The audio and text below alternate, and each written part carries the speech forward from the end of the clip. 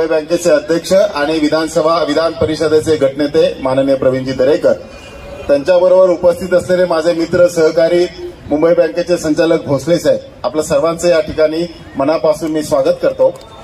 खरं म्हणजे मला काही जास्त बोलायचं नाहीये, पण सगळं माहिती आहे आणि मी माझं कामाचं क्षेत्र काय आहे दरेकर साहेबांना माहिती आहे, त्यामुळे मी काही जास्त वेळ घेत नाही. पण साहेब, हा कार्यक्रम आम्ही यावर्षीचा मालवणी महोत्सव 10 तारखेला सुरू केला. उद्या 19 तारीखपर्यंत हा चालणार आहे आणि यावर्षी नेहमी अभिनंदन करतो की सलग 26 वर्ष अव्याहतपणे या ठिकाणच्या कोकणवासियांना, कोकणवर प्रेम करणाऱ्या जनतेने एक महोत्सवाच्या स्वरूपात या ठिकाणी हा कार्यक्रम आयोजित करतात. त्याबद्दल आपल्या सगळ्यांच्या वतीनं मी मनापासून अभिनंदन करतो. तसं पाहिलं तर मी कोकणातलाच आणि कोकणी माणूस म्हटला की कोकण महोत्सव, मालवणी महोत्सव हा आपल्या जिव्हाळ्याचा आणि आत्मीयतेचा विषय.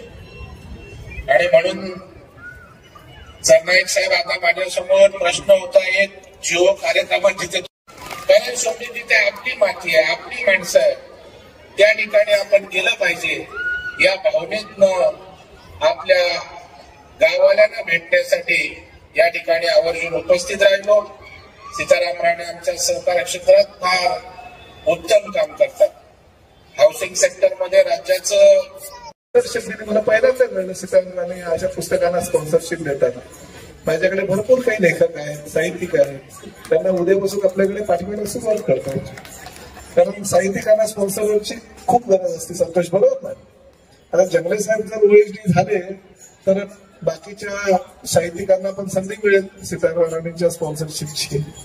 असं पण आज मला खरोखर आनंद सीताराम राणेंचा ह्या गोष्टीचा आहे की हेच ते मैदान, ज्या मैदानावर गेल्या 26 वर्षापासून सीताराम राणेंच्या माध्यमातून हा महोत्सव आयोजित केला जातो. आणि महानगरपालिकेतील नगरसेवक म्हणून या ठिकाणी फिरायला यायचो, भटकायला यायचो, सीताराम राणेंचा कौतुक करायचो. अतिशय चांगल्या प्रकारचा उत्सव करतात म्हणून सगळीकडे चर्चा करायचो. बरीच वर्ष नगरसेवक म्हणून आलो. मग 2009 उजळला आणि विधानसभेचा आमदार झालो. मग 2009 ते 2014, 2014 ते 2019, 2019 ते 2024 पर्यंत आमदार म्हणून यांनी सुरुवात केली. आणि आता आनंद ह्या गोष्टीचा आहे की पहिल्यांदा राज्याचा परिवहन मंत्री म्हणून या कार्यक्रमाला आलोय.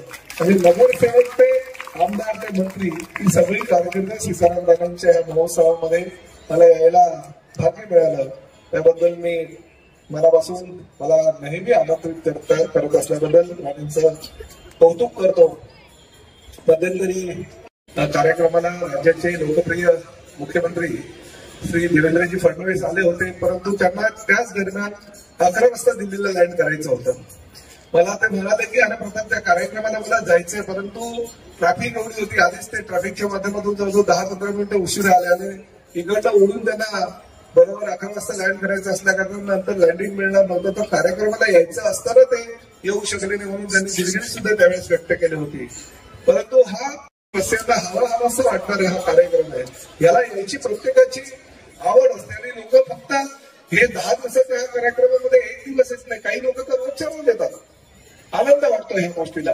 आणि आज शनिवारचा दिवस आहे. मी आल्यानंतर तो राखामध्ये आले ना शनिवार आहे, त्यामुळे असा आस्वाद घ्यायची संधी कोणी कधी सोडत नाही. आणि तुमचं खरोखर मनापासून कौतुक की गृहनिर्माण संस्थेच्या माध्यमातून घराघरामध्ये तुम्ही पोहोचलेला आहात.